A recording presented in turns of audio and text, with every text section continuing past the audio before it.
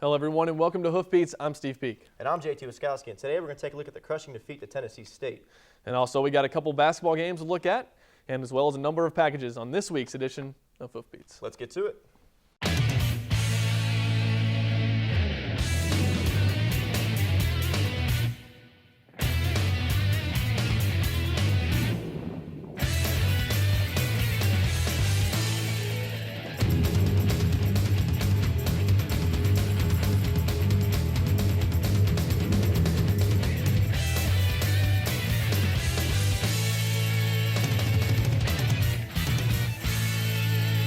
Well, Murray State was not going to win the OVC, and they probably weren't going to get an at-large bid, but anytime you go into an NFL stadium, it'd be nice to come out there with the win. The Racers were at LP Field this past Saturday to take on Tennessee State. Yeah, and it's really kind of depressing to see that even though there was NFL scouts there, they didn't play their best. And, well, let's get to the highlights. Let's do it. All right, the Racers were at LP Field, and right here we have Dwayne Brady with a Statue of Liberty play who takes it down to the 13-yard line. Next play, Jordan Morrow gets the pass, breaks a couple tackles, gets inside the 5 down to the 2. From the 2-yard line, Parks Frazier does find Pokey Harris in the back of the end zone for a 2-yard touchdown reception. Murray State up 7-0. Still in the first quarter. Parks Frazier looking deep downfield, hooks up with Janowski Davis inside the 10. Murray State does connect on a field goal to make it 10-0.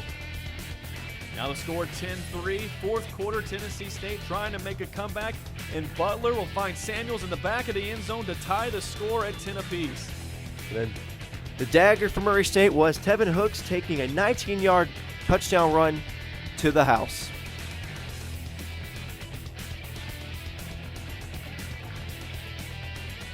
Racers' last chance to tie the game, 4th down, and Parks Frazier is sacked.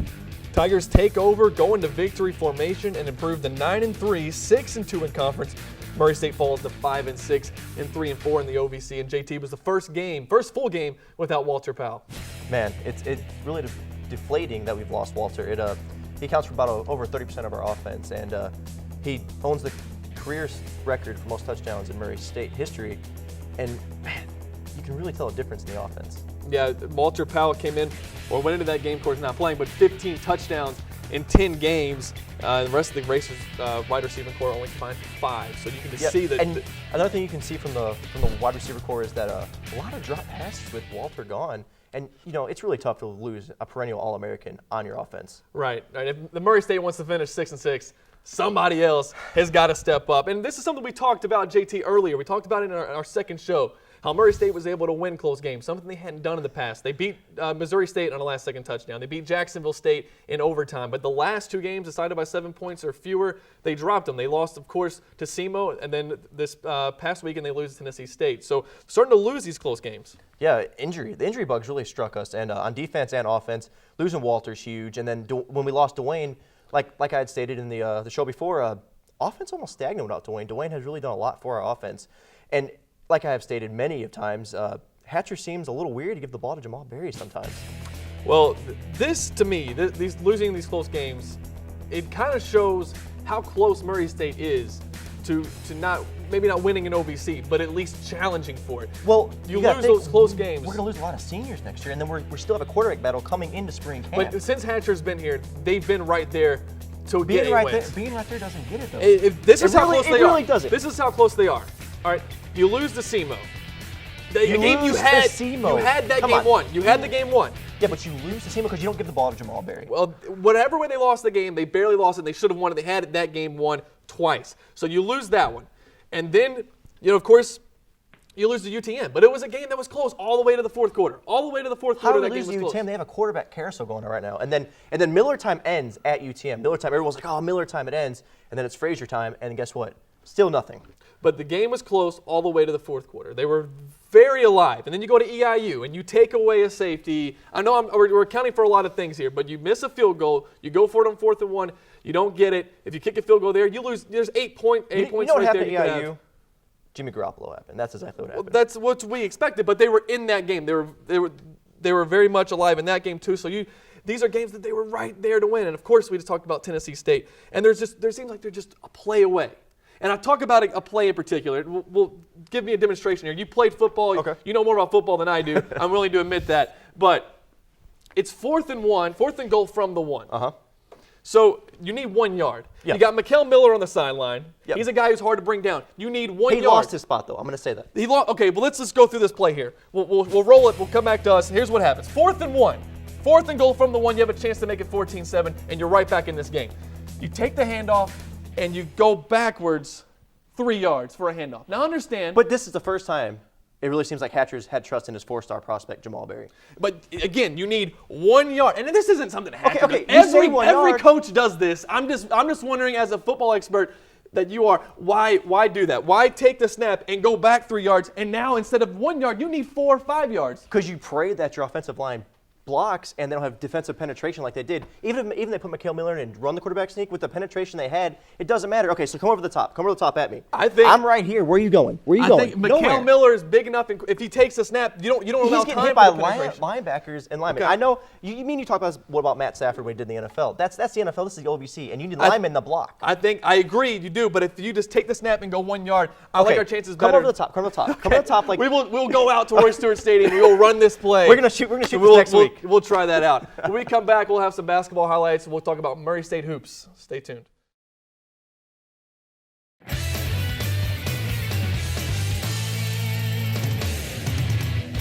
This past Tuesday, the Racers took on the Bethel Wildcats, their last non-D1 opponent of the season, as they look to improve to 2-2. Roll it. Murray State, Bethel. Racers looking for a similar result that they had last year against the Wildcats. Dexter Fields got hot early. Here he is hitting a 3 from the wing. Murray State jumping out to the early lead.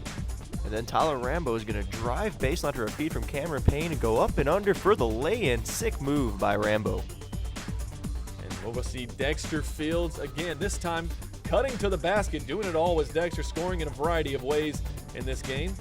And then Mr. Double-Double, Jarvis Williams. After a Cameron Payne missed attempt, Jarvis picks it back up and puts it back in.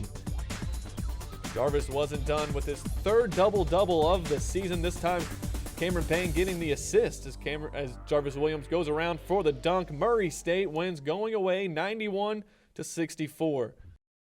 Dexter finished with 21 points, 4 3-pointers to go along with his 4 rebounds and 3 steals. So a good game for Dexter. He looks quicker out there.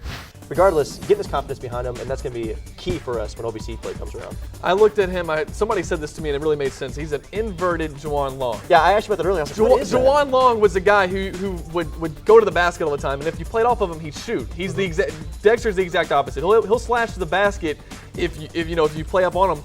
But he's a shooter. He's going to shoot. He's going to look to shoot first. Yeah, he's always shooting first. But I like his shooting has seemed to improve. But what I like from him so far is his quickness has improved. He's able to get to the basket. His perimeter defense is much improved as well. Yeah, he's getting out there fast. Another guy we're looking forward to seeing more of this season is Jarvis Williams. Got his 3rd double-double of the year. Guys, like we've said this at a fan jam.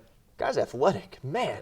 A lot of block shots so far too. That's really impressive. He's a game changer. 25 points for Jarvis Williams. Like we said, his 3rd double-double of the season. He had 13 rebounds to go along with those 25 points. But he looks to be the guy that's going to make we said he'd make an immediate impact. He is making an immediate impact. Now, from here on out, all tough games. And I don't want to scare anybody. I know there's Murray State fans out there like, oh my gosh, our winning season streak is on the line. Here's how I feel about the remaining games, and at least in the out-of-conference. There is no game you can go definite win. There's no more games. No. All of these games from here on out, you could literally flip a coin on, I think. And there's some games where you go, it's going to be really tough to pull that win out. Even against Valparaiso, it was close, and yeah, it was just a few freshman mistakes by Cameron, a few other things that the team hasn't really had the continuity together to really work on. Just some games in out-of-conference that you're thinking about. The home games, Evansville, Lipscomb, SIU, MTSU. There's not one of those games I can say definite win. But you Steve, go on the road, so a couple of games I'm thinking of on the road. Auburn coming up, we'll talk about that in a minute. But then St. Mary's going out west, there's no way you're putting automatic wins on any of these games. So yeah, that's kind of scary, but these guys are going to get good experience out of this. This is one of the toughest out-of-conference schedules. We talked about this in the last show. This is one of the toughest out-of-conference schedules Murray State's had in a long time. It's going to be good for these guys. I hope, especially seeing how they adapt to a long travel to St. Mary's, because that's something that most players don't face in their career, especially people coming up from the JUCO like Jonathan and Jarvis. Yes. Here's how I'm looking at this out-of-conference schedule. Most fans won't look at it this way. The players and the coaches are not looking at it this way. They take every game is important to them. But for me, I would love to see this team win 2 to 3 games in Nashville. 3 if they have to. Hopefully they only have to win 2. So here's how I'm looking at these games. They're preseason. The games don't matter for me at least. But we are till it gets out one of injury conference. away, even though it's this preseason. We get injured, our winning season We're in streak trouble. does not Right. continue. That is something that we are worried about. But hey, I'm looking to the future. I'm thinking this team's gonna be very tough to beat. Even By the next year. Definitely next year. Next year. But this year, in March, this team will be tough to beat. And when we come back, we have 2 racer profiles, Cameron Payne and Jarvis Williams. Stay tuned.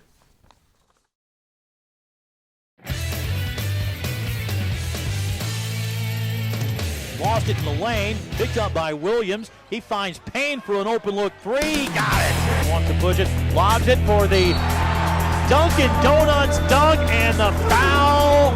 Williams with a bucket. Hey, how y'all doing? I'm Jarvis Williams, I'm Cameron Payne, and this is my racer profile. and this is my racer profile.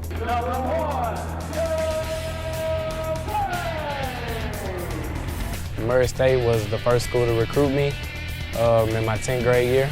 And then on the 11th grade and 12th grade, they kept talking to me very strong. And then my parents, they said they wanted to see me play. And they thought that this would be the best fit for me. I started playing basketball when I was like 3 years old. My dad, he was always my coach, all the way up to high school basketball.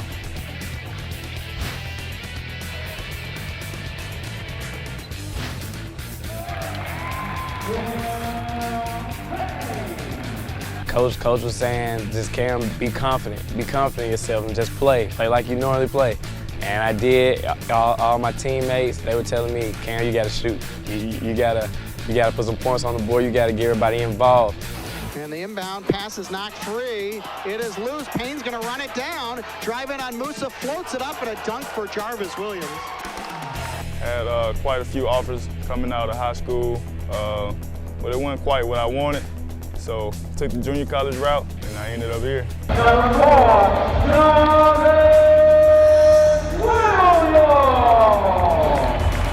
Playing against Free Hardman, my first game here, I was very nervous, I'm not gonna lie.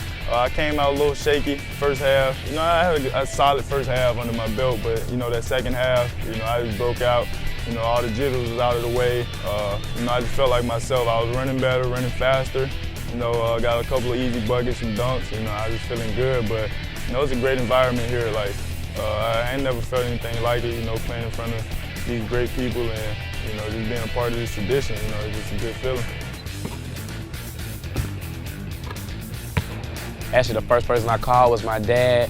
He told me he knew I would be there someday, and he didn't think it would be this early, but it did. So he just said, just learn. It would be a great experience for it. You want to come in and learn, and you feel like the new guy, but at the same time, you got to come in and be experienced, be a leader as well. Andrews at the top to the mid block, up and under, blocked by Williams. The whole team, they starting to get behind me, Killer and all that. It feels good. I feel very much loved on the team. So that's what I just try to do. I just try to go out and play and don't worry about what people expect from you or, messing up or anything like that. I just try to go out and play my hardest. I really can't wait to have everyone in here and watch us kill a D1 team. That's what I'm ready for. When we come back, we'll take a look at Murray State freshman Janssen Starks and her story and her journey to Murray State.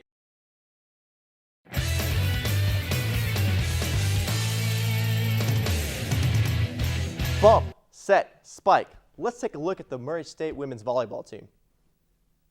A lot of it is, for me, is that I want these young ladies to learn personal responsibility. And what I mean, on and off the court, about being responsible for their life and for themselves, don't blame others. So when we get in here into our practices, same thing. I want them to be responsible for learning about this game.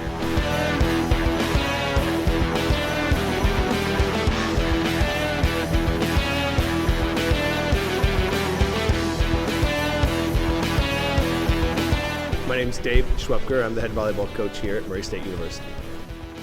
I've been here at Murray State for 16 years. This is my 16th season. We work on technique and teaching them and that stuff, of course, but a lot of it is I want them to figure out and understand this game. And if they can figure it out, it's going to be kind of deeply embedded in them, much better than if I tell them, go here, do this every step of the way, and try to control everything out here. I want them to really understand the game, learn it.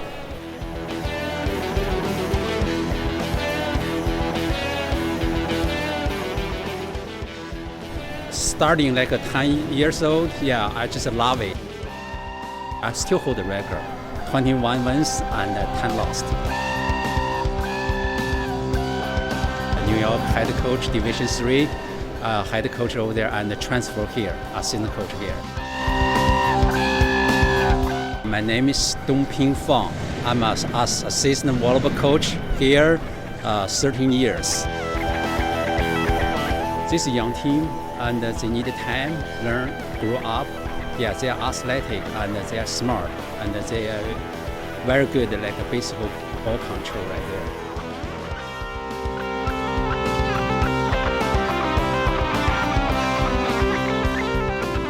This team, we have a lot of potential.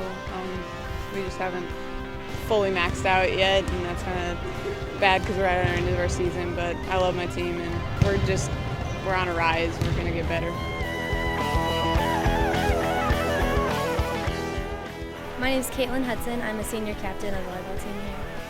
I've played since I was 9, so I've played for 11 years now. I play back row for the majority of the time. I dig the balls and pass, serve, receive. They're awesome coaches. They're good people, and then they're good coaches as well, and they work as hard, but then they like to have fun too. Payne focuses on our teamwork and the plays that we run in our offense, and Coach works on our basic skills like our serving and our passing. It makes us better volleyball players. Our strength is our athleticism and the fact that they are very good and they're getting this experience, but our weakness is that they have to get this experience, so we're struggling in the meantime. But I think all that will pay off for us. Yeah, I think they have a very good future. You know, seniors, juniors, they should be getting much better.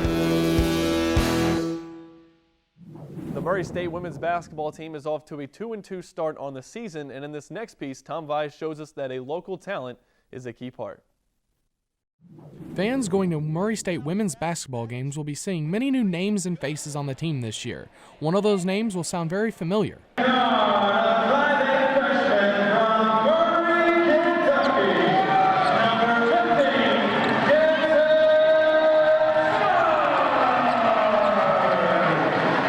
Being the hometown girl playing for the local college, Starks is looking forward to the next part of her career as a racer. It's very exciting. It's kind of nerve-wracking at times because it's my hometown and everything, but it's pretty much what I've always dreamed of, D1, and it's really, really fun. I'm starting to get used to things finally and transitioning into everything. While staying at home was a dream come true for Janssen, she admits that there are moments when playing close to home affects her. It has its good moments and its bad moments. Good moments is you get to be here around family, friends, but then again, if you don't play well, I mean, the pressure's on you and everything with being hometown and everybody expecting big things.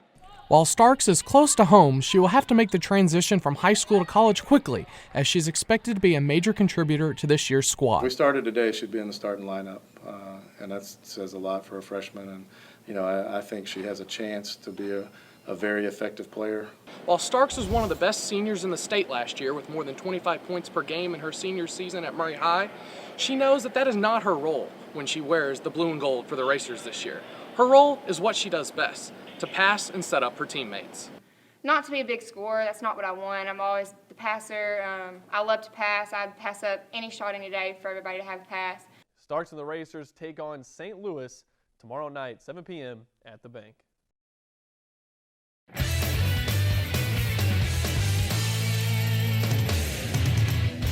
Last time the Racers beat Eastern Kentucky was 2004, but that was in Richmond. The last time they beat them at Roy Stewart Stadium, 1999. So it would be nice to get that monkey off your back and beat the Colonels in Roy Stewart Stadium for the first time since then. This coming weekend, the Racers are not going to party like it's 1999. They are not going to beat the Colonels.